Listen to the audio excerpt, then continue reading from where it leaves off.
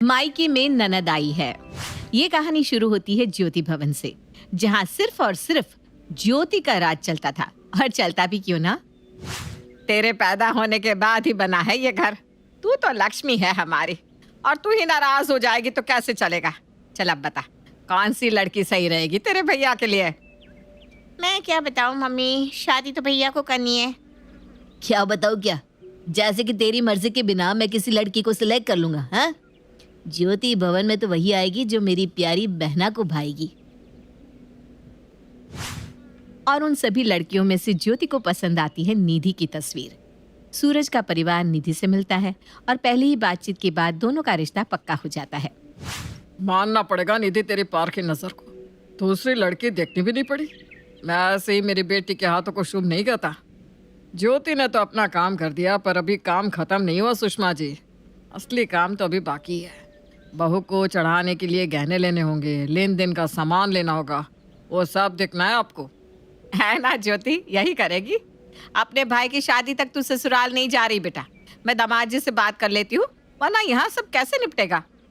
तभी दरवाजे से विक्रम आता है। अब भाई की शादी है तो उसकी इकलौती बहन को दौड़ भाग तो करनी ही पड़ेगी। अब फिक्र मत कीजिए माँ, साले साहब की शादी तक मैं यहीं आकर खा लिया करूंगा, तो ज्योति को मेरे खाने की टेंशन भी नहीं होगी।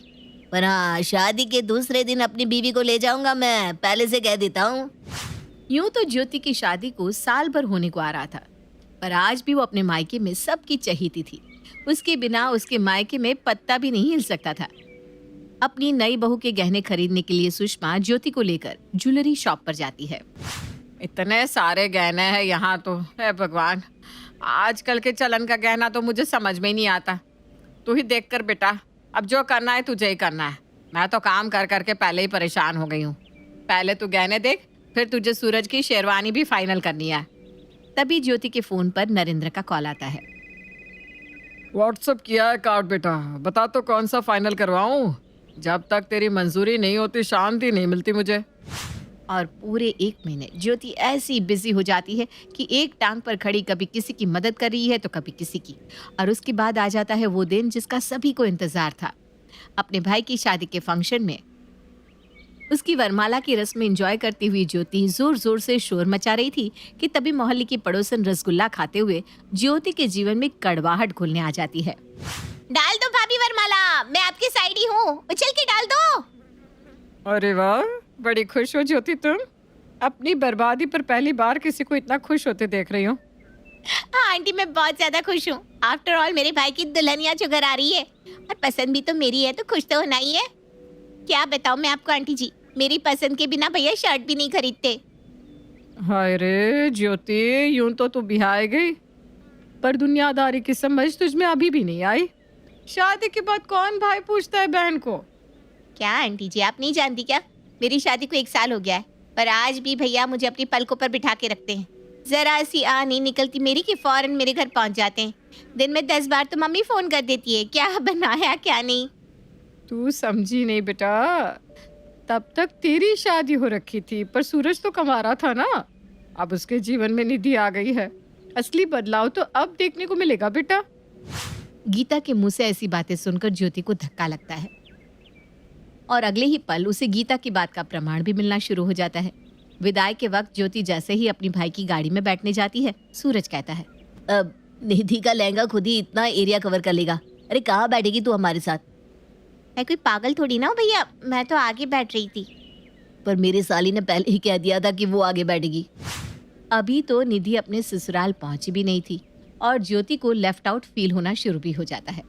वक्त फेरी की रस्म के बाद सभी थके हारे आराम कर रहे थे कि निधि हॉल में आकर सभी से कहती है, मैं चाय नाश्ता लगा दूं मम्मी जी। तो भी तो शादी की रस्मों में थक गई होगी ना बहू, जा आराम कर, हम बाहर से नाश्ता मंगवा लेते हैं। तो सुभाष की समोसे मंगवा लो ना मम्मी, 1 नंबर समोसे होते हैं उसके। अरे रुक जा बेटा, अपनी भाभी से तो पूछ ले उन्हें क्या खाने का मन है। बता बेटा क्या खाएगी तू, वही मंगवाते हैं। कोई मैगी ला दे तो मैं मैगी बना दूं मम्मी जी। क्यों बेकार में तेल में सने हुए समोसे कचौड़ियाँ बाहर से लाना, और उससे तो शरीर ही खराब होगा। 2 मिनट लगेंगे, एक स्टोव पर चाय और दूसरे पर मैगी बना दूंगी। मैगी? अब पहले की तरह रहने से नहीं चलेगा सुषमा जी, बहू नए जमाने की है। अब हमें भी इन्हीं के पसंद से चलना होगा।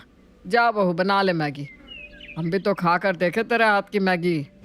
निधि किचन में जाकर सभी के लिए मैगी बनाकर लाती है। अरे वाह निधि, क्या मैगी बनाई है तूने। ज्योति, ये सुभाष के समोसे से तो लाख गुना अच्छा है, खाकर तो देख जरा। वाह बहू वाह, अब तो लगता है शाम के नाश्ते में मैगी ही खानी पड़ेगी। सच्ची इतनी अच्छी बनी है, फिर तो मैं भी खाकर देखती हूँ। निधि को साड़ी पहनने की आदत नहीं थी, इसलिए वो जैसे ही मैगी खाने के लिए फॉक उठाती है, उसका दुपट्टा मैगी की प्लेट पर गिर जाता है। वो फिर से पल्ला हटाती है और जैसे ही फॉक अपने मुंह में डालने जाती है, उसका पल्ला फिर से खाने के प्लेट पर आ जाता है, जिससे देखकर सुषमा कहती है, अरे नहीं पहनी जा रही साड़ी बहू तो कुछ और पहन ले। हैं? मम्मी ने कहा था कि शादी के बाद साड़ी पहनना, इसलिए बस साड़ी लेकर आई हूँ मम्मी जी। ठीक ही तो किया भाभी ने। वैसे भी मम्मी पापा को साड़ी सूट के अलावा और कुछ जमता भी नहीं है। अब बहू से नहीं संभल रहा है तो कैसे पहन लेगी साड़ी सूट। चल कोई बात नहीं बहू, हम दोनों कल सवेरे जाकर तेरे लिए कुछ कपड़े की शॉपिंग कर लेंगे।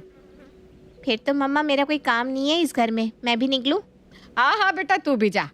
वैसे भी बड़े दिनों से तू यहाँ है, दामाद जी तेरे बिना परेशान हो रहे होंगे। वाह मम्मी वाह, मैंने जाने की बात क्या बोली, तुम तो फौरन तैयार होगी। ये तक नहीं बोला कि निधि के लिए कपड़े तुम पसंद कर देना ज्योति। गीता आंटी ठीक ही कह रही थी, भाई की शादी हो जाने के बाद बहन का मायका उसका नहीं रह जाता। और नाराज होकर ज्योति अपने ससुराल चली जाती है। वो 2 दिन तक अपनी माँ को कॉल भी नहीं करती। अब समझ में आएगा मम्मी को, जब मैं कॉल नहीं करूँगी ना, खुद ही सामने से कॉल करेगी। पर ऐसा तो बिल्कुल भी नहीं होता। यहाँ से ज्योति अपने मायके कॉल नहीं करती तो 1 हफ्ते तक उसके मायके से कॉल भी नहीं आता। क्या बात है डार्लिंग, इस बार तो तुम बड़े दिनों तक अपने ससुराल में टिक गई, वरना हर 3 दिन के बाद एक बार अपने मायके जाए बिना तुम रहती नहीं थी। क्या हुआ, पत्नी के आते ही साले साहब बहन को भूल गए क्या? पागल हो क्या?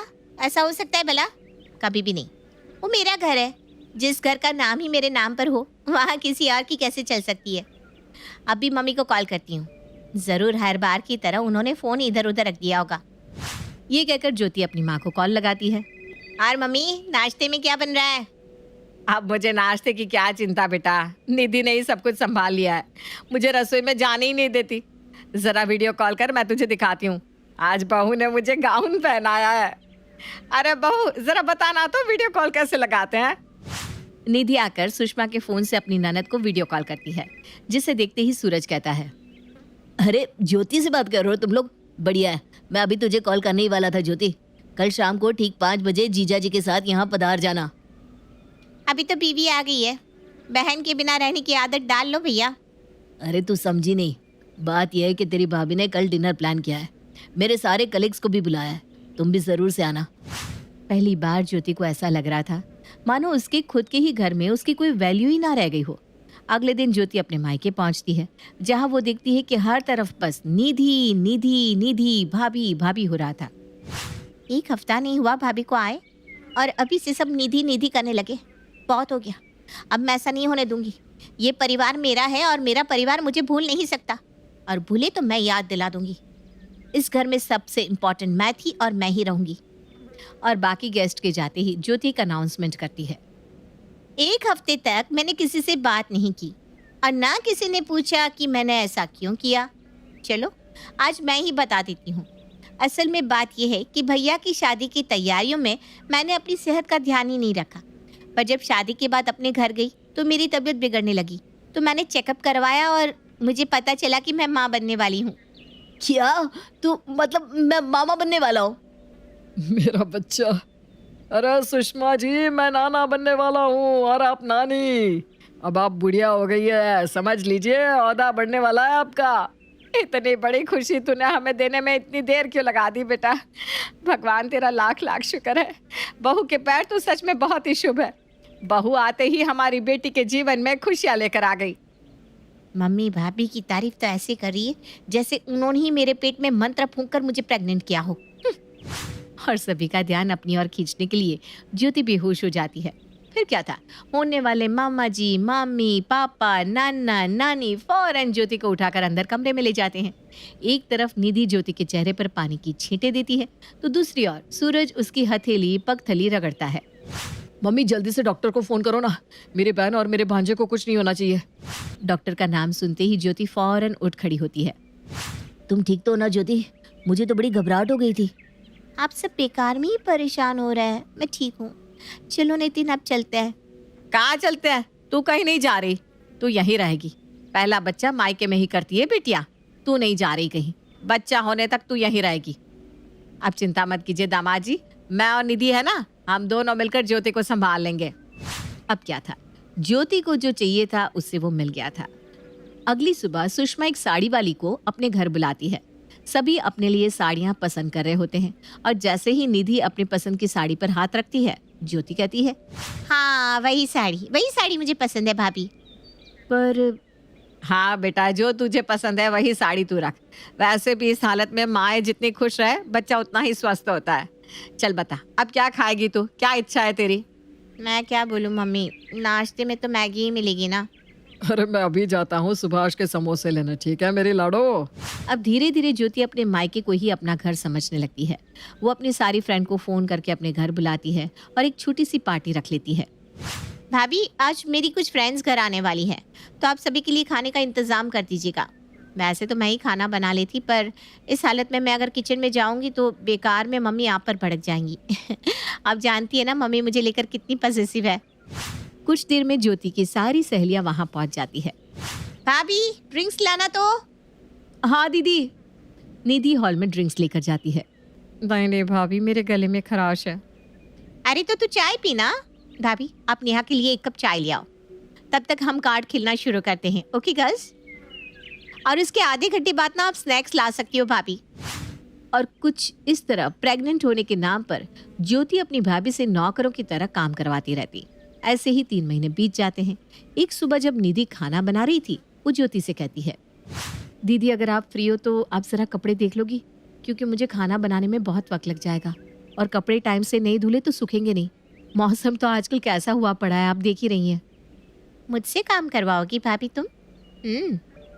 ऐसा तो मैं होने नहीं दूंगी। ज्योति उठकर वॉशिंग मशीन के पास तो जाती है, पर वहीं उल्टी करने का ड्रामा करने लगती है। ओह गॉड, कितनी खराब स्मेल है इस डिटर्जेंट की। मुझे उल्टी होने लगेगी। मेरा पेट, मेरा जी बहुत घबरा रहा है। मम्मी भैया कोई है क्या? और ये बोलती हुई ज्योति हॉल में आकर बेहोश होकर गिर पड़ती है। क्या जरूरत है निधि तुम्हें ज्योति को कपड़े धोने को बोलने की? मुझे बोल दिया होता। हद होती है यार। निधि तुम न जाने क्या क्या करवा कर मानोगी मेरी बहन से। अरे ठीक है बेटा, कोई बात नहीं। इस हालत में अक्सर ना हमें किसी न किसी चीज़ की स्मेल से उल्टी आने लगती है। मुझे फिक्र तो इस बात की हो रही है कि 3 महीने हो गए और अभी तक ज्योति का पेट बाहर क्यों नहीं आया? आ जाएगा ना मम्मी, वो तो मैंने ढीले कपड़े पहन रखे हैं ना, और इस घर में मुझे स्ट्रेस भी तो कितना दे रही है भाभी, इसीलिए शायद। अपनी माँ की बातों को सुनकर ज्योति को भी जरा टेंशन हो जाती है और अपने कमरे में जाकर ज्योति दिमाग लगाना शुरू करती है। लगता है मैंने अपनी प्रेगनेंसी को कुछ ज़्यादा ही हल्के में ले लिया।